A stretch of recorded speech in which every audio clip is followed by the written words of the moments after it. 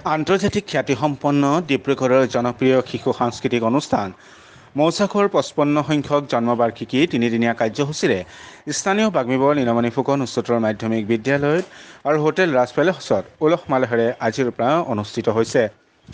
উক্ত অনুষ্ঠানৰ লগত সংগতি ৰাখি সন্মিলিত স্কুল সংস্থা, সন্মিলিত আন্তৰ্জাতিক স্কুল সংস্থা, confederation of UNESCO club and association of India, নতুন দিল্লী আদি অনুষ্ঠানৰ প্ৰতিষ্ঠাতা স্বৰ্গীয় জিয়ালাল জৈনৰ স্মৃতিত সদৌ ভাৰত শান্তি সন্মিলন আৰু কুকাৰ 18তম দ্বিবাৰ্ষিক সন্মিলনখনি অনুষ্ঠিত হৈ যায়।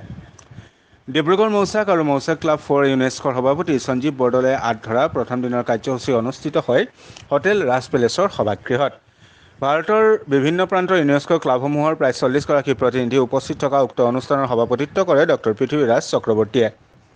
অনুষ্ঠানত ভাৰতৰ বিভিন্ন প্ৰান্তৰ পৰা অহা ইউনেস্কো ক্লাবৰ প্ৰতিনিধিসকলে কাৰ্যাৱলীৰ বিষয়ে 55 anniversary of birth anniversary of মৌচাক আৰু তাৰ সংগতি ৰাখি আমাৰ ফাৰ্ষ্ট বাইনিয়েল কনফাৰেন্সখন আৰু পিচ কনফাৰেন্স আজি প্ৰথম দিনা, আজি 7 জুন প্ৰথম দিনা। আজি ভাৰতবৰ্ষৰ বিভিন্ন ঠাইৰ পৰা আমাৰ ডেলিগেটছ আহিছে, ধৰক ৰাজস্থান, আগ্ৰা, ইউপি, উৰিষ্যা, মহাৰাষ্ট্ৰ এক্সেট্ৰা। মানে আজিৰ দিনত হৈছে আমাৰ ইনগ্ৰেল ছেশ্যন। আজি আমি সব উপস্থিত হৈছোহি ৰাজ পেলেছত। আজি আমাৰ ইনগ্ৰেল ছেশ্যনটো, প্ৰথম ইনগ্ৰেল ছেশ্যনটো আজি ষ্টাৰ্ট হৈছে আৰু কাইলৈ আমাৰ মেইন কাৰ্যসূচীটো হৈছে এৱাৰ্ড চেৰিমনি।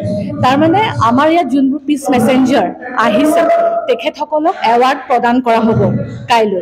আৰু তাৰ উপৰিও আমাৰ মৌচাকৰ যোনবোৰ শিল্পী আছিলে আগৰ, তেওঁলোককো কাইলৈ সম্বৰ্ধনা দিয়া হ'ব। কিছুমান চিলেক্টেড, এইটো মানে ফাৰ্ষ্ট ফেজ আমি কৰিছোঁ।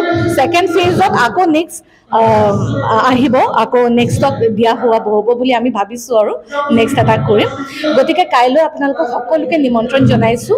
আমাৰ BNP হাই ছেকেণ্ডেৰী স্কুলত হ'ব 11টা বজাৰ পৰা। অনুষ্ঠানৰ আন আকৰ্ষণ আছিল ডক্টৰ মামণি বৰুৱাকে আদি কৰি মৌচাকৰ প্ৰাক্তন শিল্পীসকলে পৰিৱেশন কৰা মৌচাক গীত আৰু অষ্টমী দাসে পৰিৱেশন কৰা ভায়লিন বাদনেৰে প্ৰথম দিনৰ কাৰ্যসূচীৰ অন্ত পৰে।